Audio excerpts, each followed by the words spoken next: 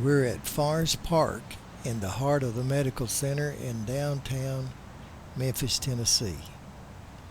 We've come to visit the burial place of Confederate Lieutenant General Nathan Bedford Forrest. Forrest is one of the most controversial figures to come out of the Civil War. Now, this monument here and burial site was dedicated back in 1905, and that was 27 years after Forrest's death.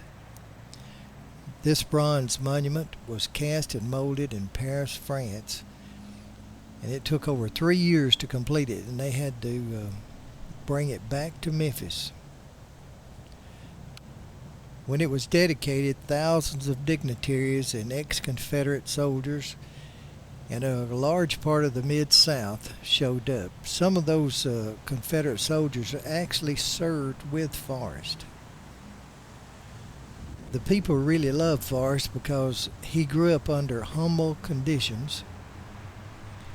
When he was 16 years old, his father died and he was left to take care of his mother and 11 siblings, one of which was a twin sister of his. Several of his siblings, including his twin sister Fanny, died of yellow fever. Forrest caught it, but he lived through it. He became one of the wealthiest persons in Memphis and in the Mid-South at a very young age, and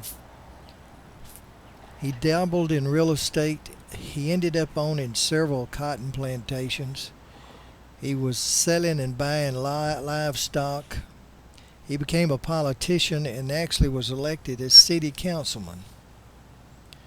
The more controversial job that he was a slave trader. Now, some people said that he was kind and treated his slaves well and bragged on him. That I don't know, but I do know he was a slave trader, and whatever that meant.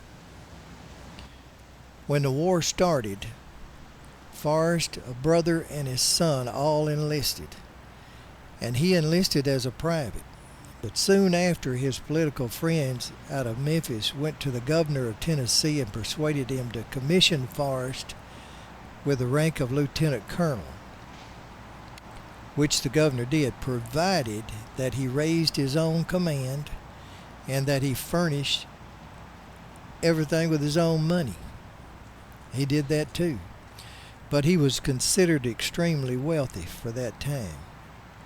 He'd place an ad in the newspapers, and he would say, bring your guns, bring your ammunition, bring a horse if you had it, and if you don't, I'll furnish it.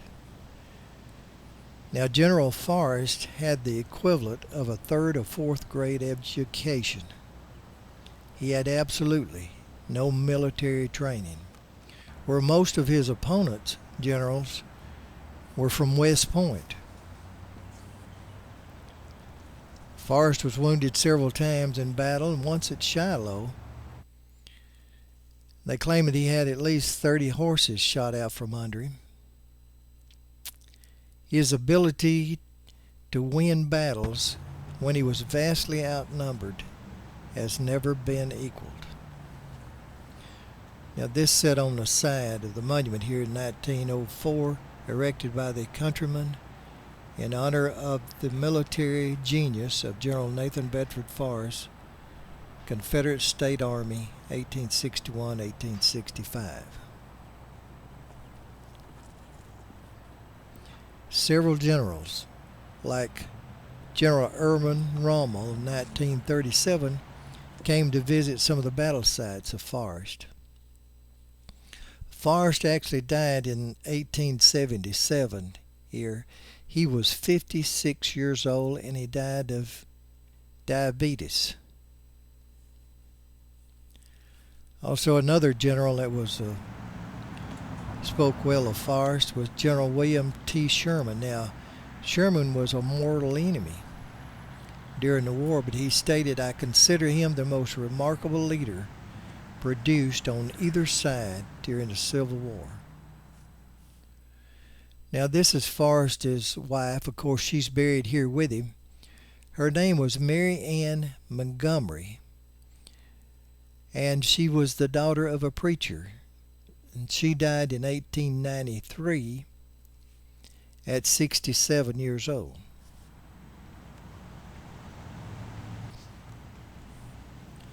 General Robert E. Lee even once said of Forrest, this was after the Confederate War was over with, he stated, somebody had asked him who his best general was, and he stated, a gentleman that I've never met, Nathan Bedford Forrest. Now, there have been some disturbing reports that he personally shot deserters, which is unusual for a commander to do. And although he was found innocent, he was charged with allowing his men to unmercifully treat black Union soldiers. Now, this is Union Avenue, which is on the south side of the park. Strangely enough, at the same time, he said that of the black Confederate soldiers that served under his command, that no finer Confederates ever fought. Strange thing is, he was loved by those he fought with and for, and he was considered a ruthless tyrant to those he fought against. Nathan Bedford Forrest.